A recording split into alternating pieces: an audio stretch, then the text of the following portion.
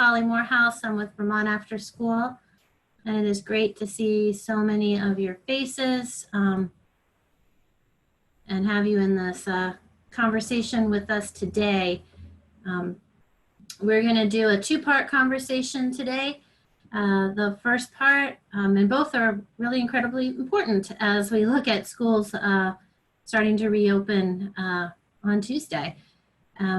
The first part of the conversation, we are going to be talking with Dr. Breena Holmes about the updated health guidance, health and safety guidance, and what's changed in there and what you're thinking about as we move into the school year. This is both for folks that are thinking about operating some of the school-age childcare hubs, but also for anyone working with young people or in an after-school program, because we're all looking at those same kind of issues. How do you move them safely from either the home situation or AB kind of remote day, hybrid day, or an in-person morning at school into your afternoon program. So we will spend time talking about that and appreciate Breena being here for that conversation. In the second part of the conversation, we'll then shift gears and talk specifically about the state's initiative to establish school-age care child care hubs across the state. And we have Miranda Gray from the Department for Children and Families Child Development Division, who is the lead at the state on that project, here with us for the second half of the call to provide some updates, some overviews about the project, and answer any questions. So a couple of sort of the background things on Zoom. If you haven't been on these meetings with us, it's like totally silent. So everybody's coming in muted, which is great. If you could keep your microphones muted unless you are speaking, that would be awesome. That will really help us all. Also, if you are able to make sure your name is displayed, and if you're willing to do that, that would be great. That helps us when we follow up on any questions in the chat to know who asked which question. And sometimes when it's just your phone number, it's hard for us to figure out who we need to get the answer back to. So if you haven't already changed it, if in the upper right-hand corner, if you, over your picture, there's it says where you can mute or unmute, and then there's a blue square with 3 white dots. If you click on that, it should let you rename yourself. So we really appreciate that. And then the third piece that we always say at these meetings, if anything weird happens with the technology or anything like that, and we have to end the meeting immediately, we will follow up right away via email so that you know how to connect again and to get the information you need. We are also throughout the call today going to use the chat to collect questions. We have the Vermont After School team here. They're all on. We'll be reading the chat and filtering the chat and trying to group questions together so we can get through as much material as possible. If we're not able to answer everything, don't worry. We will save the chat. We will save all the questions, and we have people designated to go through and get the answers and get back in touch with you. So please put anything in there that you need follow up on, and we'll be sure to make sure that you get what you need. So here we are, less than a week before school starts as part of Vermont's reopening, and we are all sitting in very different places depending on what part of the state you live in, what the schools are doing in your area, what type of program you run, what your relationship is with the schools or with the families that you work with. And I know there's a lot of uncertainty out there as we go to reopen and think about being in different environments. A big shout out to many of you on this call who did provide childcare for essential workers early on in the spring, and for even more of you that moved forward with summer programs over the summer. We have learned so much from you and from your experience, and you have fed that information into the state and have made every step of this effort stronger. I want to ask you to continue to do that, right? We're about to go into this next stage.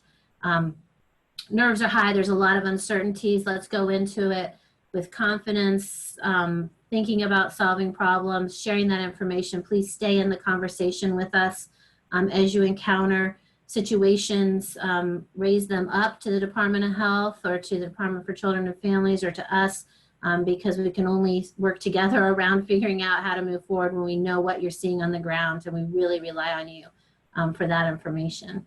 So thank you for being part of this effort, and thank you for everything that you are thinking through and thinking about as we move into the Labor Day weekend and the start of the school year. With that, I'm going to turn the mic virtually over to Breena Holmes, and thank Breena once again for being back with us. This is, I don't know how many times you've been with us since March and with our community, but we really appreciate you being here. So thank you, Breena. And would you like me to start your slides? Yeah, let's try that, Holly. Holly, this happens almost every time I join. Holly says the things that I want to share as well, which is I just can't get over what a community you have together since March. And I'll restate this a few times when the slides come up, but you have so much to learn from each other and so much to learn from those that jumped right in March and also this past summer.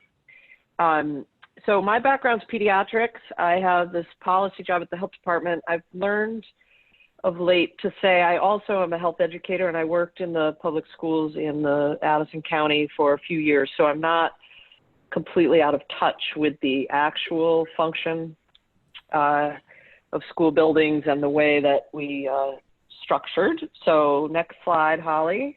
Sorry for that awkwardness. Lead with gratitude, team, because you're all incredible. I think the way that Vermont has handled the care of children and families since March is we are going to look back with such pride in our willingness to try during incredibly complex, uncertain, and somewhat frightening times. And I can just feel it when I'm with you that you're willing to try, and that's all we can ask of any of us. Slide. This came out kind of dark, but I have to say this in every talk, and many of you have heard times, but we have a lot of humility. The situation changes and evolves, and we need to return to groups and acknowledge misinformation shared or that we said something with great certainty about to be kind of debunked in subsequent research. So next slide. We, as Holly noted, I think this is the 5th iteration. It could be the 6th. I really should count, or maybe I shouldn't count. But we began in April with health guidance for emergency workers, and then we amended it once in May to reflect we were heading into a reopening of almost all in June, and that we need to title this properly, and we've changed the title. So with you did help me see that calling it school age summer camp care wasn't quite right. So we're now calling care, but feedback welcome for the next iteration. This is not a term we're familiar with because we usually say the third space or after school, but we don't really mean after school, as I'm sure Holly talks with you all about. So this came out Monday, and I'm going to sort of share just a few small changes and then really hope we have some time, most time for your questions. Next slide. So I just like guiding principles. It's one of my ways of organizing my brain. So like I said at the beginning, we've got to learn from each other. You have giants among you who have figured out how to clean surfaces, screen kids, send sick kids home, even deal with a positive case.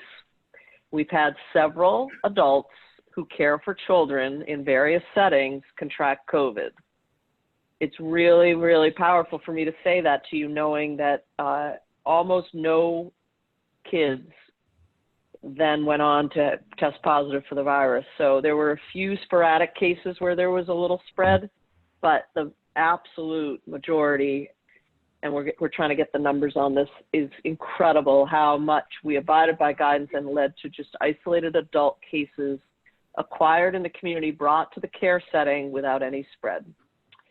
The other thing that I love to talk about is this Plan, Do, Study, Act phenomenon, which is Quality Improvement 101. And what I mean by this is plan, plan, plan, and then you got to just do. And this group wrote this book on do. And as Holly said, here we are on the 2nd of September, and you're going to jump in on Tuesday, I think, I hope. Many of you have already been doing. So our public school colleagues spent a lot of time planning, and I really encourage them to just start now and see where they need more support, where the glitches are, and where things are actually easier than they expected. So, and then the last thing is just really part of what our governor and our health commissioner talk about all the time, and I really want to state it clearly. We are doing extraordinarily well with this virus in the state of Vermont because of our citizens. There are very few other factors. You know, I mean, we had people travel here. We figured out how to let some leisure occur this summer.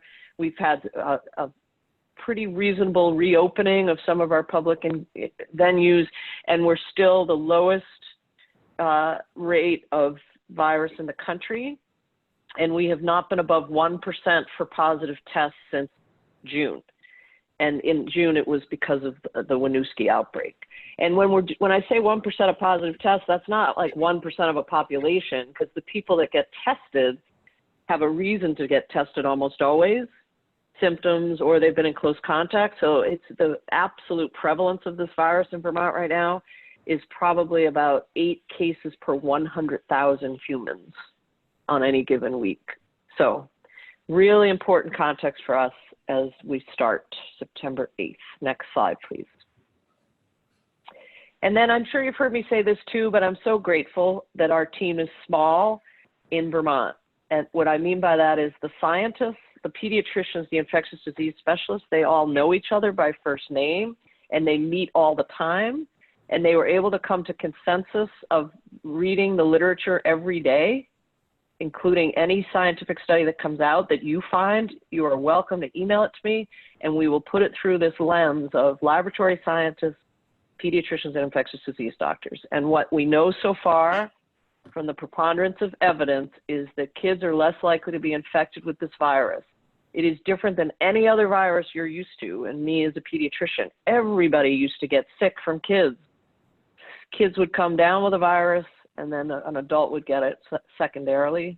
That's not happening with COVID. It's also absolutely true that kids do not get severe disease. That doesn't mean some kids don't get severe disease. These are intentionally broad statements to get whole populations understood. There are rare cases of very sick children, but in general, kids don't get that sick. And in Vermont to date, on September 2nd, we are now 6 months to the day into our first case, which was not pediatric, and we've had no children hospitalized and no children die from COVID. 0. And there's been 202 cases in people ages 0 to 19. And then I really want you as adult caregivers to know that kids don't seem as, they don't transmit this virus the way that adults do. And what I know you'll read studies where there'll be a kid and a couple of people will get it, but the preponderance of evidence is that when kids have COVID, people around them don't get it. It's a very, very unusual situation. And there are school studies in Europe where a kid has it and every kid in his class is COVID-free. And then the last thing is just please remind yourself about the low prevalence in Vermont and try to avoid the hysteria of the national news, because it's not Vermont's experience. And our opening of schools and of our hubs is going to be successful because we can compare ourselves more scientifically to countries like in Europe. And if you start looking at what's happening at the University of North Carolina, Chapel Hill, you're going to start to feel a different energy, and it's not Vermont's experience. Next slide. Okay, just really quickly, as you think about how you're setting up your hub, you have to stop the virus from getting into the hub. And then once you're in the hub, in case the virus sneaks in, you got to try to stop it from spreading between the people, kids and staff. And then once there is a case, which there's going to be cases, very important reality of the way our world works. schools and hubs are very likely to experience a case. And when that happens, you have to trust the public health system because we have an incredible contact tracing team and we have the testing capacity to contain a case. Even if it's a complex case, like what happened in Winooski, a set of cases and outbreak. But I know from the way we've functioned since March that we have the capacity to get this right. And then these last three bullets are important because this is where you're really, really, really strong. And I just want to encourage you to remember about the social emotional aspects ahead for you. You're going to have frightened kids. You're going to have anxious staff. You're going to have folks that have not moved about the way they did before COVID, and your role in communication and supporting the emotional needs of kids and families and equity is going to be paramount. And I did see a great, there's a big, conference tomorrow at Boston Medical Center about health equity, and it's called the other MISC. And MISC is the multi-system inflammatory syndrome in children that you all might have heard about in the news. We have had no cases in Vermont, but they took that acronym and they referred to the kids are not in school, and I'm not getting the acronym right, but they basically acknowledging there's a lot more going on with families than just this virus. Next slide. Okay, I don't need to make this case to you all, but the reason why what you're about to do or have been doing all along is so important is very clear to all of us whose lives center around the health of children and youth. Next slide. I have a couple specific slides here. I did want to encourage you to read the guidance it's on every website you can imagine, the health departments, the Agency of Education, the Child Development Division. If you, what we're finding is it's long and it's detailed in a way that's sometimes hard to process. So we do have a child care and out of school care hotline. We're also supporting schools with our public health nurses, and you're welcome to call them. But first take some time to really go through the guidance. So what I highlighted here is there's going to be tons of exclusions because of illness, and we've been dealing with this since March, and it's really hard.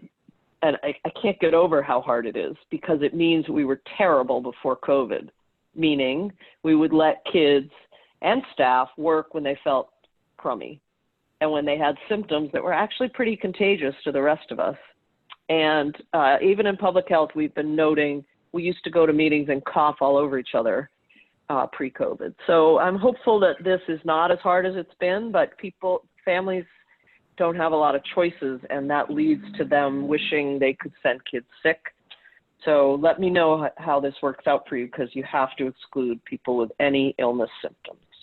Next slide. There is this exception that gets complicated, but I'm still going to say it, which is if children or staff have allergies, and that really means that they've talked to someone in the healthcare field about their allergies, they can be in your care, which is tricky right now because this is that fall ragweed, which leads to coughing and runny nose.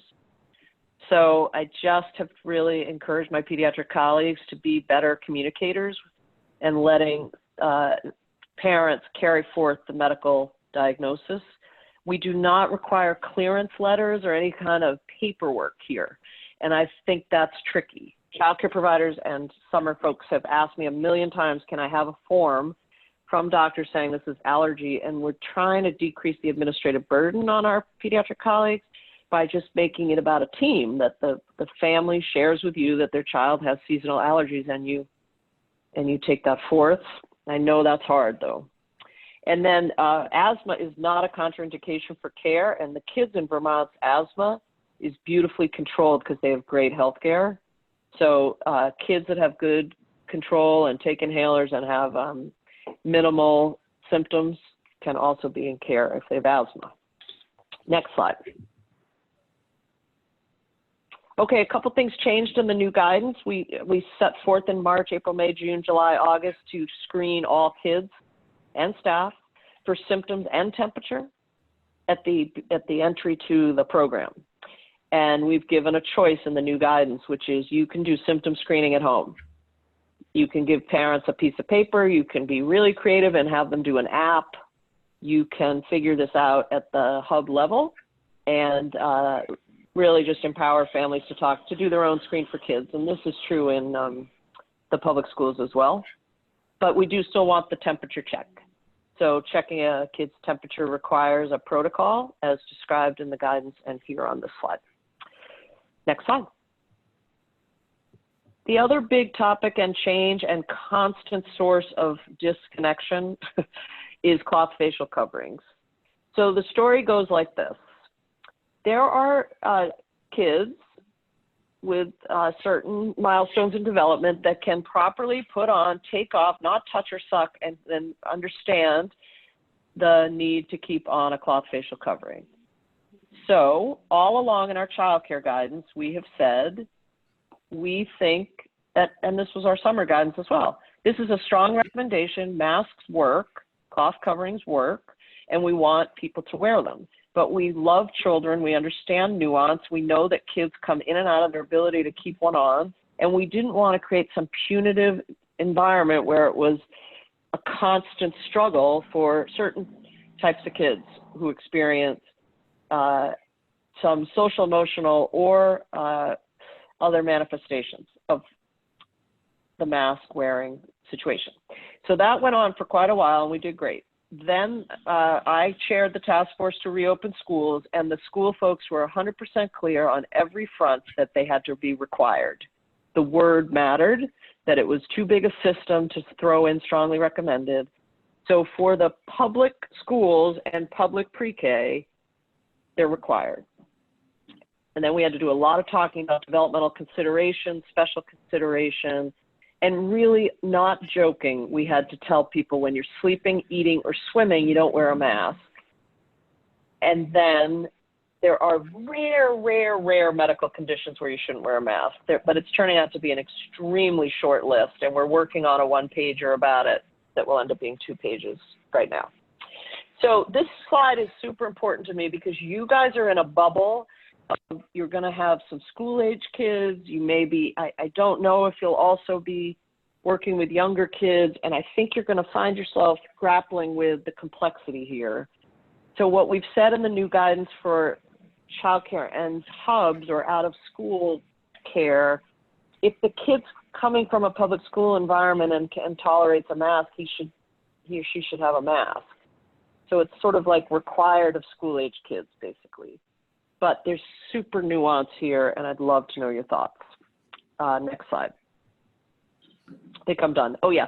Just a reminder, we have this incredible website, and it hasn't been 100% successful for me, but most of the time when I type in the frequently asked question chat bot, I can get to the page to navigate where the answer is to millions of questions.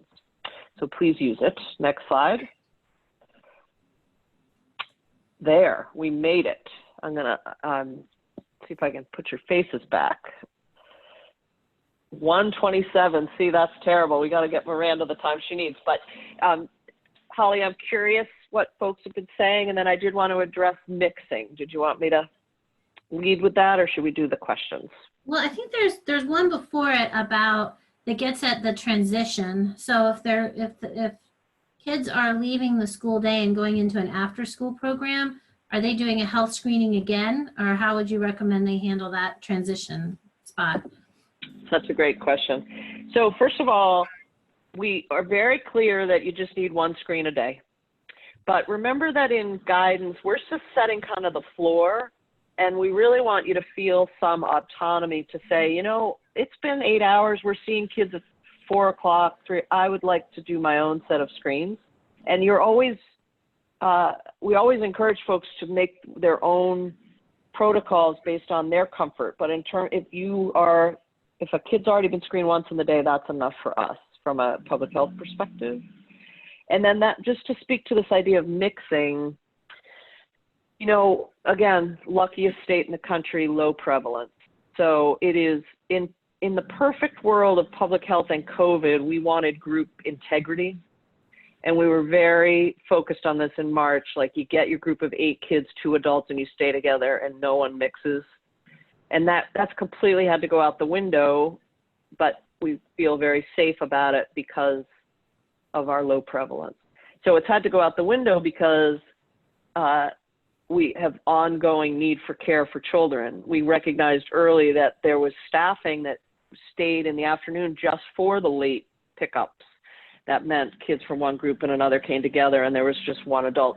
So there's been a nice variation on this and it's working. So the reassurance for you all is mixing is not in some public health textbook of pandemic, but it hasn't led to any cases since March. So we know you're doing masks when you can, you're doing the hygiene, sick people are staying home, and then you're mixing. And that has worked. Okay, so just because we had so many questions, Breena, on this, so if they have a hybrid school schedule with A days and B days, and then they have kids that come together then on Wednesdays, let's say, so they're mixed in that space, they're doing the best they can to follow the school cohorts, or you're saying it's okay? I mean, you got to serve the kids you have with the staff you have, and then that level of mixing. That's correct. Okay. Yeah, I think what I would really double down on as adults is the sick people nowhere near anybody. I would just double down on it because, we get asked a lot about asymptomatic spread. People without symptoms do have COVID, they do spread it, but that's not coming from the child side of it. That's not contributing to outbreaks. So sick kids need to be mixing with no one, nowhere near anybody. And that's going to be the really hard line I would take if I were you all. And I would work really hard on the mask. So, and the mixing is one of the strangest sort of artifacts of this hybrid education plus hubs plus, it's just this reality. And I will just tell you, because I wrote the guidance for schools, we are very clear in that guidance with the science that pre-K through grade 5 kids can be face-to-face right now. And we want schools open for kids face-to-face in those cohorts. So hybrid educational decisions may be shifting as people feel more comfortable with that age group being in person. So there's a lot of iteration ahead of accepting that I totally understand why schools have to start hybrid because it's uncertain and there's a lot of logistics and protocols. And then we need to keep pivoting for the needs of kids based on science. So you guys are kind of in the overused term, right? The hub. You're in this intersection place of putting kids and families' needs first, and then I'm here to protect the public health of it with you, with all of the specifics, because it's not ideal, but it is what we have to do, and we all feel safe because of the prevalence. Awesome. Thank you, Breena. And I just want to reiterate that you all have the telephone number that they can call. I'm wondering if Cassie or someone from our staff can put that in the chat. And can you just talk about what happens when they call that line? Yes, I'm so sorry that slide fell off the deck, but it's 863-7240. I can't type it in because my Zoom's frozen, but that's the main call center for the health department. So you have to listen carefully, and it says if you are a child care or school, and we're changing it to also say out of school care provider, please push a number. And if I say the number, I'll be wrong, but I think it's 4. And that gets you to, we now have 7 public health nurses. We've had 4, and we got 3 more. We're training them this week. And so we're here for you.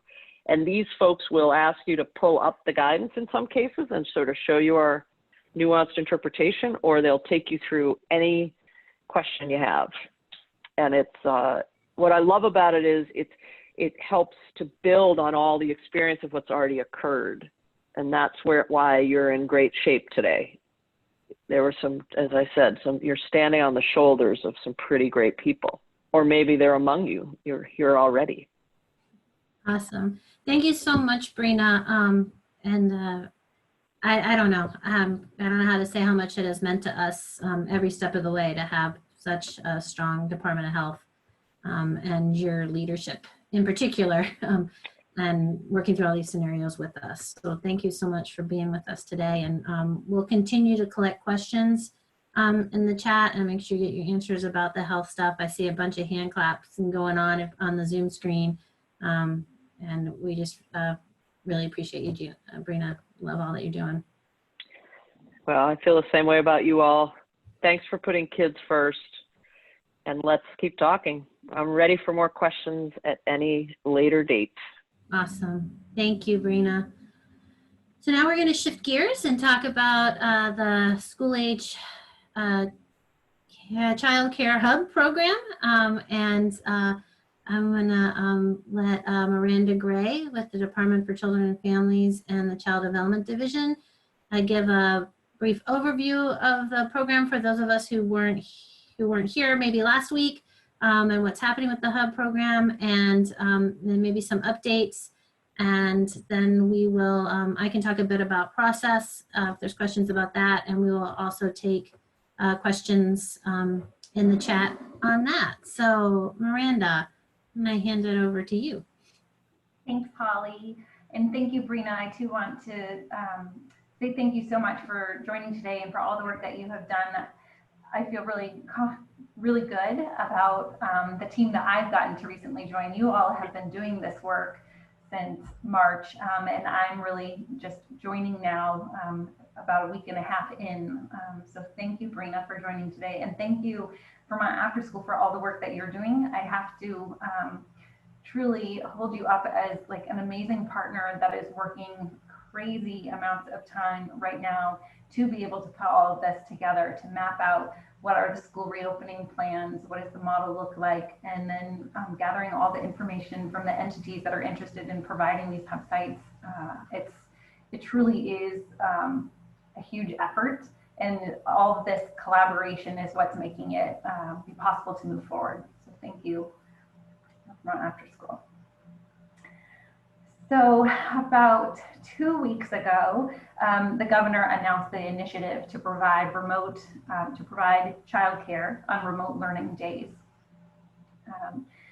Sorry, I'm like, I've already said so much. And so what that meant was looking to provide care specific to when children wouldn't have somewhere else to go. We have about $6.9 million to invest into the hub sites. And then we also increased the Child Care Financial Assistance Program, also known as subsidy, to be able to support this effort. This also included a legislative request to be able to expand registered homes that provide for child care slots, and those were normally part-time, but would be lifting those up to full-time certificates on remote learning days. So we have been working closely with Vermont Afterschool, as I mentioned, to map where is their need. And so far, we have had 17 profiles uplifted. And so by being uplifted, I mean that a lot of the work of, does this make sense? Is this a partnership that will work for this region, has been done by Vermont Afterschool. And now in my position, I am looking at talking about logistics with these hub sites. To not get anybody worried that might not have heard from us yet, this is a fluid process. We should try to, let me pause. We wanted to start with where could we uplift larger programs. So critical mass, where could we get the most kids into care? With also being thoughtful about trying to have sites throughout the state in as many regions as possible. So that was kind of the first wave of where we looked, but we're continuing to look around the state and to look at where is their need and who are maybe some hub providers that are a little bit smaller. The intent when this was first mentioned was 73 hub sites. We're not sure if that's exactly the number we're looking for. Now that we've learned more, we have some regions where kids are able to go to school 5 days a week. That is what is working for those school systems. And then we have the others where kids will be remote 5 days a week. So we really have across the map what the needs are. So 73 might not be the final number, but that was kind of the goal of thinking that we needed about 7,000 slots or childcare positions for children to be able to go into. So that was where the 73 comes from. If every hub could provide 100 children capacity throughout the day. So not to get worried, as I said, we have the 17, but many more that are in the queue and in conversations. Those 17 here at the state in my position, and I have a colleague as well that's helping outreach and to have additional conversations with these partners to just really figure out is everything in their budget that they might need. We also are working with licensing to try to help with if they need assistance with getting some permitting, from fire safety, water and wastewater are some examples of trying to be as supportive as we can with navigating what can be a tricky system at times. We're also, helping, answer questions about logistics, about cost. I think that's something that is continuing to come up. And I would just like to point out here on this call that the cost is really dependent on the entities and what other relationships or funding streams that they're able to leverage. The money for this was strictly for the first month of operational costs. So it isn't something that would be able to support an ongoing staffing needs beyond the month of September. But different systems have been able to leverage different monies to be able to cover those months. Trying to think of what else without getting too much into what you would be talking about, Holly. I think, so the next steps, I guess I would say is, after we're having those conversations, we're really trying to ensure that the child safety is met. So are these buildings, if it's outside of a normal building, I think people, what we're finding, have had to get creative about where their space is. Maybe a space that they normally had used isn't available right now for one reason or another. So is there another available space? As long as that is all set and we have all of the basic safety requirements around providing this care for children are met, then we are going to start talking more about the grant process, which we're hoping to have be a fairly quick process. We're also, I'm in beginning conversations. I think something that has come up is around food and food access for these programs. So I don't have definitive answers today, but do want to let you know that for entities that I have spoken to, this is something that's been raised up. And so I'm talking with the Agency of Education about what programs already exist and how do we leverage that if possible. Okay. I'll pause there. Sorry, I was trying to look at chat really quick, which was maybe a problem, but I'll let Holly add in and then see if there's anything additional after that. That's great. Thanks, Miranda. I think the questions that have come in, a number of them before sort of to the process of how a hub gets identified. So I'm going to talk a little bit about that. I think the first thing to start is to say that this is not a competitive grant process that we are used to seeing in the field, where a grant application gets announced and you fill out your application in its entirety and you make the case for why you're the best one to get the hub location or the funding. And then there's a due date that it has to be due by, and then there's a date that you're going to hear, and you're going to hear a yes or no. This is much more of a fluid process. It's a fast process, and it's an iterative process. So let me talk about each of those. So the way to enter the process is to let us know that you're interested and you have a plan and you're thinking about something. And that the first step is to fill out, we have a survey, and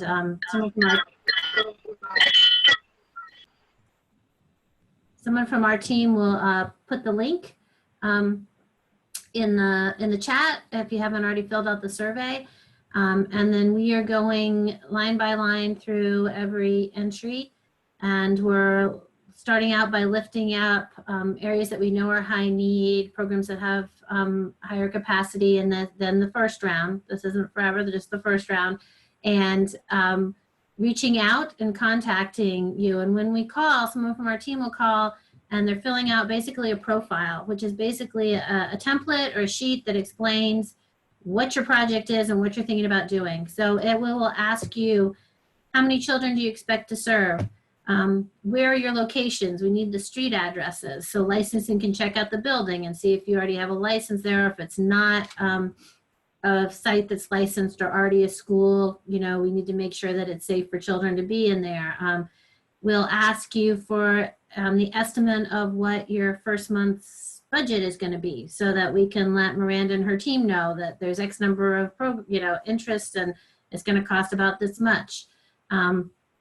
We'll ask about the schools that you are planning on, you think children will come from. For some of you, it's the school that's in the same town, and for others of you, you might draw parents or clientele or a base from a wider area, because maybe they travel to your area for a employment or something. So that's okay. We'll just ask where they are, because remember, we're matching back to the school schedules and where that happens. That process is part of the iterative process. Sometimes in those conversations, people think about an additional space, or sometimes maybe you're operating at 2 school-based locations, but if you got this funding, you could open up a third site at a location that you haven't used before, and so you're halfway through conversations with the owner of that site, and so you want to maybe include that. So it's really trying to just get a picture of what it is you're thinking about doing, where you're located, how many kids you can serve. Are you in a district where they're remote school every single day, so it's the same children every day? Is it a hybrid model, so you have the AB days? Are you only running on Wednesdays? Are you running 5 days? That whole sort of gamut. Once we have a complete profile for you, then we elevate it to Miranda and her team. And that's when they will reach out and start to have conversations about how do we translate this from a plan or an idea into an actual grant agreement with the Department for Children and Families Child Development Division. That's also when Miranda might notify a licensor. They're working really closely with the approvals on space and water testing and all that kind of stuff, so they can help make sure that your space is safe. You don't all have to become licensed. There are other paths forward, but we are involving and using the existing teams in Vermont around licensing to help work through some of those checks around safety in buildings and spaces and capacity and so forth. So if you do, after you've had a call from Vermont Afterschool and we've filled in this profile, and you get a call from a licensor, don't freak out. And and don't worry. That's part of the process. It doesn't mean anything's wrong. It means that they're reaching out to help work through the process. And then as sites, get through that process, and once all the pieces are in place, then Miranda will be working on individual grant agreements for each of the hub sites. And I'm gonna pass back to you for a second, Miranda, to talk about the grant agreement and how that relationship works with DCF. Yeah, sure. So there will be a grant agreement, and within that will be outlined 11 core health and safety requirements that each site will have to agree to. So really we were trying to pare that down. I think for some that maybe are new to the licensing system, or maybe you know it really well, I'm new, it can feel a little bit daunting, but we're trying to really, what are the critical components for us to be able to know that children will be safe when they're in this environment. So those will be requirements. Then we will also be looking for the entity to send us a finalized budget. We will have already had that conversation, so it won't be a surprise. We probably will be pretty close there, but want to allow sites to be able to move line items. If you anticipated one cost coming in a little bit higher than another, you would be able to move that around. So then we would be looking for that invoice, or we would be looking for that budget, and then we'd also be looking for an invoice. So one of the things that the state is trying to do is to be able to get the money to you as quickly as possible, so that way that this is not a loss for your program, so that you are able to cover your first month's worth of expenses. There will be some reporting requirements. Essentially, how many slots did you provide, and how many children were you able to get into your slots? And this will be an agreement through December. So although we are only providing the first month's expenses, we are asking that hub sites be available to provide this care until children break for their winter break. I do realize that there is a spring semester to school. However, the money that we are using in order to be able to have this initiative happen expires December 30th. That is COVID relief funds. So that is what binds us to this time frame at this time. I'm trying to think if there's any other logistics, but that would be outlined. My intent is that a draft of the agreement would go to the partner, so you get to see it before you would be seeing it to officially sign as well. But truly, we want to be a good partner here at the state and are here to have questions. I know that this is a different process than a lot of people are used to. So happy to answer questions as they come up. Miranda, there's a question about sort of timing. So people are looking at leasing space or refurbishing space. Should they be outlaying those costs now? Should they wait till they hear from you? We're all trying to do everything, 2 months ago, to try to be ready. The timing's hard. Right, absolutely. So I would think in terms of putting out, like outlining a budget, I would absolutely do that. I would talk with your licensor just to make sure that a space is viable. So one of the things that I'm learning, or I've learned very quickly, is that some spaces that seem like, of course, this would be a great place for children, actually, in fact, isn't. And so that's where we are using our licensing team to be able to, like, here's the address that I'm looking at, so that they are able to get some information. We're sharing that with our partners at Agency of Natural Resources, who are helping us navigate some of these systems, some of the permits that you would need to get, or if it's going to be like, oh, this site won't be viable because of this reason. But we also want to help you. I think that would be, if you're a site that has been put forward and all of a sudden space isn't going to work, that we would loop back. I would make sure that I'm communicating that with Vermont Afterschool and our partners at Let's Grow Kids to say, is there something else? Is there any support that we can help with this provider, and perhaps identifying another community space? Because that can be a challenge in certain communities. I happen to come from a community where that would be a challenge. So we want to put all of our collective heads together. Do that. In terms of timing, just to kind of on the broader spectrum, is we're trying to do this as quickly as we can. However, what I found is like our systems don't always work as quickly as I hoped. So, if we are on this path, I'm hopeful that it would be like a couple of days to a week where we would have an executed agreement in place. Does that help? There are some questions about CC FAP, Child Care Financial Assistance Program. Are all the hubs going to qualify to receive CC FAP and be part of that program? And what about parents who don't qualify for CCFAP, but still this will find that this cost is a burden to pay for the care? Yeah, so we are trying to make all of the sites eligible to be able to receive CCFAP, but also recognize that this won't cover, it is an income eligible program, so it's not going to assist everyone. Unfortunately, the funding just isn't there to be able to expand and cover all of the costs. So this truly does depend on what other partnerships there are attached to this site to be able to, of what their cost is going to be.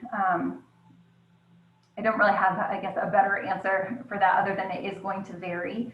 And it is something that we are aware of. It is hard. I think that this is the existing system, though this is new, but our existing system already has this in place. We already have some families that have a hard time when they need care that don't qualify for CCFAP. So we're hoping that, this just helps broaden that conversation, make it something that everybody's, I guess it's another way to raise it up as an issue.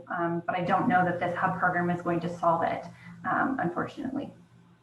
And am I correct, Miranda, in that if you aren't a licensed site, by signing on to the grant agreement for the hub that has the requirements in it, that will make your site eligible for CCFAP. Like that's the process. Instead of going through a licensing process, it's the grant agreement that creates your eligibility. That is correct, Holly. Yes. is there a way for a site, a potential site, to have a licensor review the space, or how does that work when the licensor reach out to them? I know that we've given them the address and they look it up, but are licensors going to spaces right now, or? So licensors, my understanding is they're doing a virtual tour if that is what's needed, just because they aren't able to go out into all sites. So that would be a possibility, or they'll be able to talk through that process with you, or what are the licensor on duty. So if you had questions right now, if you haven't, you're brand new and considering this as a possibility, I would encourage you to make sure that you are completing the survey for Vermont Afterschool. But then you could also call the licensor on duty line and be able to talk to them about your space if you had specific questions and wanted to get a sense of, I'm looking at a space, it's a rec, club. Would this be something that would work versus this other space? So those are things that the Child Development Division is happy to answer your questions around that. Awesome. And it looks like, Tara, would you be willing to share what it was like to do the virtual visit with the licensor? Sure. So I just did it on a FaceTime with my cell phone, and I just walked them very slowly around the space. We talked about what our outside space looked like. I showed them the bathrooms. Similar to like a regular license visit, I turned on the fans so they could hear them working.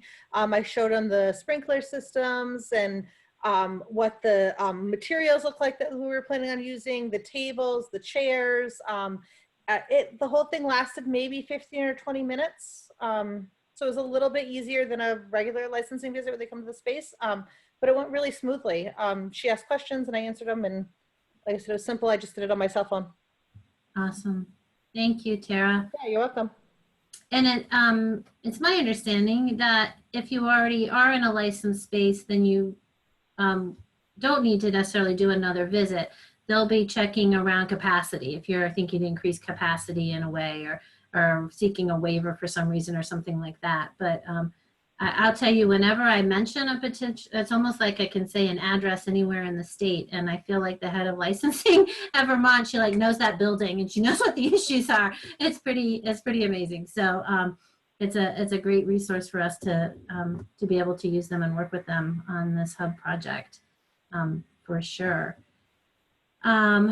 I'm just scrolling through some of the questions. Or Tricia, have you seen other issues come up when you're reaching out and talking with people and completing the profiles? Sorry, I was just trying to unmute. No, I think you've hit mostly all of the questions there. A lot of questions have come up around the subsidy and whether or not, if you are licensed, if you're not licensed, if you would still be eligible for the subsidy. And you just responded to that as long as they have the grant agreement, then they would be covered for subsidy. So I don't see any, people are asking questions about minimum numbers around the hub. Like, do you have to serve a certain number of kids in the program to become a hub? And maybe you could talk a little bit about that, and also the potential to collaborate with people in your community to become a hub, even though you're serving in different locations, because that's been a lot of questions around that. Yeah, that's awesome. So originally, as envisioned, it was the idea of 73 hubs, as Miranda said, with 100 children in each hub. That, as we look across Vermont, doesn't match what we're seeing in communities. So there's no set that you have to serve 100. What we did do in the very first sort of outreach was to look for some of the larger capacity programs so that we could get them online and moving quicker. But there isn't a minimum. It's more of what the need is in your community. Maybe there's several, we have some communities where there's several smaller programs that are going to serve 20 to 30 each. And sometimes they're coming together with a single sort of hub proposal. And then they're, sharing the dollars. Sometimes they're coming in separately. We're really trying to work through all those scenarios now. Sometimes we have one partner who is coming forward, who's used to working with school-age care children, but doesn't have enough space to expand. And then there's another partner who's either a business in town or an early childhood center that has an extra space. And so they're providing the space and the other one's providing the programming. And so they're kind of coming in, you know, together. We've seen quite a few actually of creative sort of partnerships like that. So we do encourage you to think about others in your community that you could partner with. We are, like I said, I think there was 160 something inquiries, and we are moving through them as fast as we can, and are trying to flag and let you know if it looks like really the only things for eligibility that we're screening out is if you're not planning on running on remote learning days. It has to be on remote learning days, and it has to be for kindergarten through 6th grade. So if you're outside of that, then we'd be contacting you and saying, oops, did you miss it? You know, is there some, you know, what's happening in your district? And just make sure you have that clarity. And then we're just trying to process as many as we can. I want to get to the question about learning. We need to be really clear. And Miranda, do you want to take this? Or? I do, yeah. I also wanted to get there. So there is the subsidy question. Really, the distinction is we are hubs that are providing a safe place for children to go on their remote learning days. Their education is going to be provided by their school system, and the hub's responsibility is just to assist the children in accessing their education. So that's what the licensor is trying to say, is that we can't, I don't think this would, I won't say that. We couldn't hire teachers to be teaching, you know, the 1st graders that are in our hub and the 2nd graders. Truly what we are looking to do is to just provide that safe space that are helping children to access their educational opportunities as provided through their school system. So that's what that distinction means. Yeah. The question about the list of programs and list of hubs, we are working to try to release that as they come online. I guess in a way ask your understanding and patience that we can't release names until people have confirmed that they actually want to accept the grant and be in that relationship. So we don't want to get ahead of the entities that the state is working with. So we are working towards that. We are happy to have you email us at info@vermontafterschool.org if you're in a particular area, and maybe someone from our team can type that in the chat, and let us know that you're in a certain area and you're looking to partner, and we can start, you know, to make connections that way. As we're reaching out, we're just not putting out a list of all the sites until the sites are really sure that they want to be sites, and so forth. What we're doing for parents and families is we're directing all of them to the Child Care Resource Specialists, which is the system that is already established by the state. And we're let any of the Child Care Resource Specialists know when hubs come online. And we're using that system because this is a fluid landscape, and maybe there's not a hub yet there today, but then tomorrow there's going to be one. And so a Child Care Resource Specialist can work with families on their child care needs as a whole and make sure that they end up in the kind of program and the right program that's going to meet their family needs.